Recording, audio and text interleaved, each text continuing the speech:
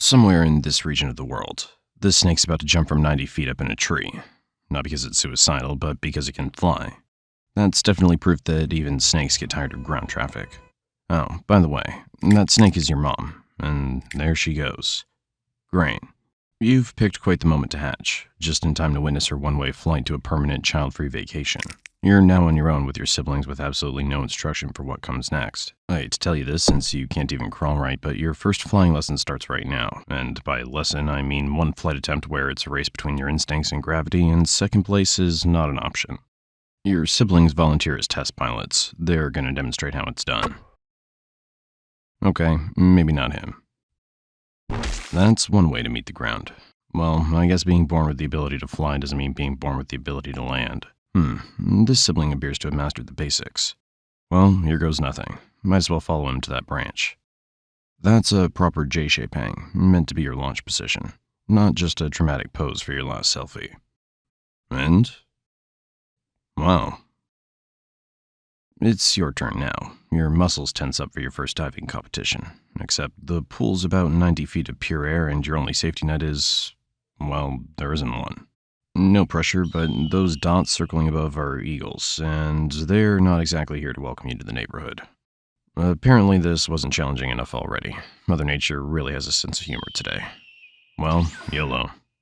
Look at that. Those spreading ribs of yours just turned you into a living pancake, doubling your body size. You're doing this slick S-shaped dance through the air. Not because you're panicking. Okay, maybe a little, but... Oof, that was close. As I was saying before we were so rudely interrupted, those side-to-side movements aren't just for dodging your responsibilities. You're basically swimming through the air to keep your stability and precisely change direction to dodge predators and obstacles. Physics is wild. Your body instinctively starts to slow down as you approach your target branch.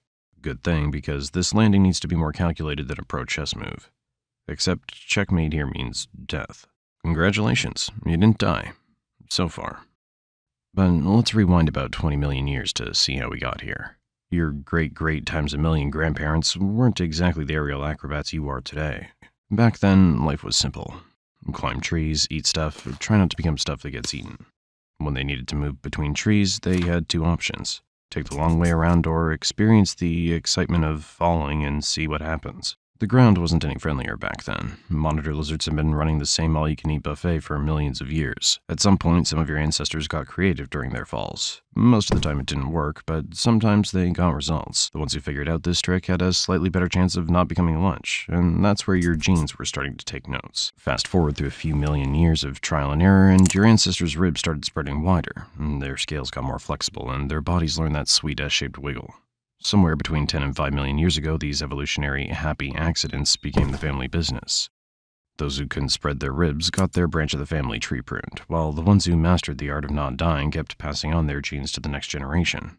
So here you are, millions of years of evolution compressed into one sleek aerodynamic package.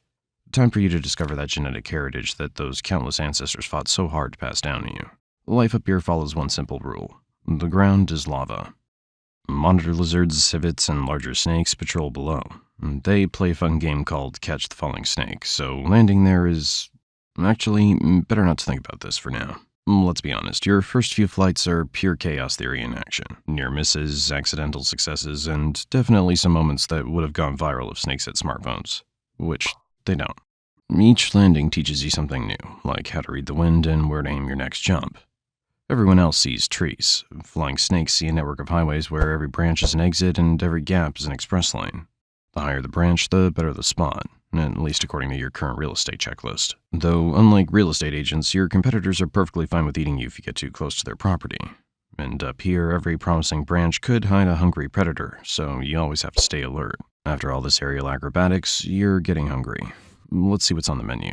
Tree-dwelling lizards, frogs, insects. Sadly, your Uber Eats driver gave up after seeing the 90-foot climb. Looks like you'll have to master the art of self-service. Look at that, your first potential snack. This is your chance. You first analyze your launch spot, knowing each branch offers a different trajectory, wind exposure, and angles of attack. The wind conditions, the angle, everything's perfect. This is the moment all that training's led to. Your body flattens out in the perfect silent approach from above. No footsteps, no rustling leaves, just pure aerial ninja skills. And Nice try, but your lunch is already in another postal code. A few more embarrassing attempts follow, but eventually you end up catching something. It's not much, but it'll do. Time to get back to premium branch hunting because the forest's hottest listings don't stay vacant for long. Look who else picked the same branch. Wait, oh, that's your sibling from this morning. Unfortunately, they're not here to start a real estate family business with you. You decide to retreat and... Okay, time to update the checklist. Who would have thought being a coward would save your life? You go and pick that spot instead for your next adventure. However, something doesn't feel right. But what? Yeah, right. Gravity. You know what touching the ground means. Too bad it looks like this is where your story ends. Wait. Apparently you're so tiny that this giant thought you were just another fallen branch. Remember, you're currently barely 10 inches long and... Time to get the hell out of here. Your body instinctively knows what to do. Grip the bark with your belly, arch forward, anchor your rear, repeat. Look at you go, riding those microscopic ridges all the way up. Much safer up here. Lucky you, no predator was nearby to witness your mistake. The view's way better from this height. As weeks pass, your routine consists of hunting during the day and cozying up in tree hollows during the night. Each season brings different winds, and you've learned to adjust your flight patterns accordingly. 2 years later, you've turned into a fully grown adult flying snake. You're now 40 inches long and have upgraded your diet, from whatever crawls slowest to premium aerial delicacy. Not only that, but you can now glide up to 330 feet in optimal conditions. For every story you drop, you're covering 3 stories forward, outpacing many winged flyers in pure glide efficiency. However, among flying snakes, the air highway system follows strict rules you know nothing about so far. Your species isn't exactly territorial, but you've learned the hard way that better launch spots aren't just for convenience. Your life literally depends on it. And up here, the neighbors aren't friendly. Other flying snakes want the same prime spots, and they're not interested in sharing.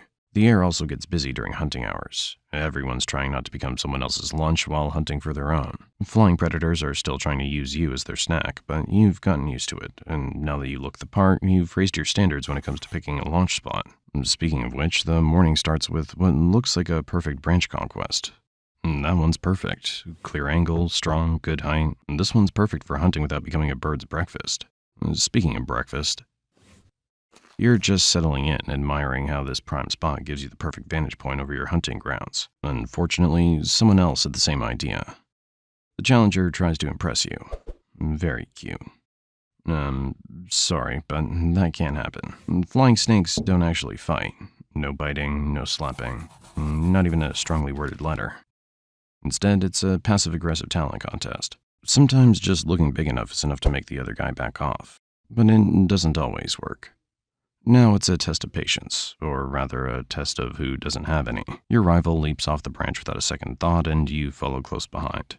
Your speed through the air matches his reckless start with a measured, controlled glide. You show off your flying skills. If you're wondering if flying snakes actually do that, they don't.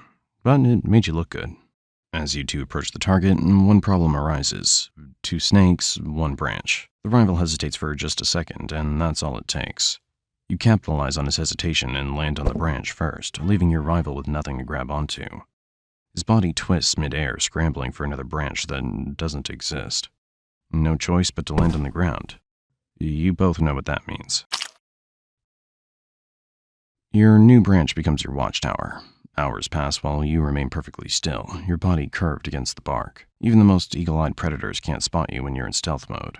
After what feels like an eternity of cosplaying as a branch, your body readies itself for that perfect moment to strike. But sometimes, dinner has other plans. 3 years of this aerial lifestyle and you've mastered every trick in the book. Or so you thought. Surviving this far comes with a perk. Mating season's arrived, and those gliding skills are about to come in handy. Speaking of which, there she is. A female paradise-flying snake, casually draped over a branch like she's posing for Snake Vogue. But not so fast. You've got some competition. Like everything else in a flying snake's life, violence is not an option. Instead of engaging in brutal fights, you'll compete through displays of agility to impress the female. The goal is to discourage rivals under the silent judgment of the female who might not even stick around for the whole performance. One by one, males show off their best aerial skills. It's your turn. You spread those ribs, making yourself look like a flying carpet that has ambition. The key is confidence, or at least faking it until you make it. Finally, after what feels like an eternity of aerial performances, she makes her choice. it's not you. Off they go to their love nest. Sorry, bud. But wait, it's not over. You've caught another female's attention. That's the good part of being polygamous. The female doesn't matter since you'll mate with many of them anyway. 15 minutes later, your genes are secured, so you do exactly what any responsible flying snake soon-to-be father would do. Absolutely nothing and leave. But let's assume you're a female instead of a male. You're on your own now for the next 3 months of carrying the next generation of aerial acrobats. During this very vulnerable period where your entire genetic legacy is at stake, you have a brilliant survival strategy planned, maintaining your daily near-death experiences. You actually keep your normal routine as if nothing happened, hunting, basking, and moving through the canopy while avoiding predators. Hopefully, 3 months later, you're still alive and your 12 eggs are fully mature. So you start scouting for a safe and hidden spot. This place is perfect. For the next 20 minutes, you deposit your clutch. How wonderful. In about 2.5 months, your kids will finally hatch, but you won't be there to see them. Remember that touching moment when you saw your mom take off right after you hatched? That was a lie. It wasn't your mom. You see, female flying snakes don't have the patience to wait 80 days, and before eggs even start to incubate on their own, you're gone. And time flies when you're not becoming bird food. You're now 8 years older, and those spectacular aerial maneuvers aren't quite what they used to be. Your muscles don't snap into that perfect J shape like they once did. Remember those 330-foot glides? Now they're more like cautious hops between branches. According to your new flight manual, shorter distances means fewer chances to become someone's lunch. Your hunting strategy's evolved. The good news is those slower tree frogs don't see you coming. The bad news is neither do you. The young snakes have now claimed the penthouse branches, pushing you down to the middle floors. But the rent's cheaper and your neighbors are mostly retired woodpeckers and old flying snakes just like you. Your daily routine now consists of finding the perfect ambush spot and staying there. Not as a hunting strategy like it used to, but because you don't have the choice. You now avoid those superior hunting branches you used to compete for, as the new generation doesn't appreciate your vintage gliding techniques. Today starts like any other. You're eyeing a particularly plump tree frog on a nearby branch. The shot looks easy enough, just a quick glide like you've done thousands of times before. You line up for the jump, muscles protesting every move. The launch starts well enough, until it doesn't. Your body doesn't flatten quite right. That essential midair correction comes too late. Suddenly, that target branch looks very far away. Physics, your old friend, is now your worst enemy. As the ground rushes up to meet you, you can't help but appreciate the irony. All those years of dodging predators and gravity turns out to be the ultimate hunter. Those dots moving below aren't welcoming party members, and you're about to be the guest of honor at a very different kind of party. So, after all, it wasn't a lie. The ground is indeed lava.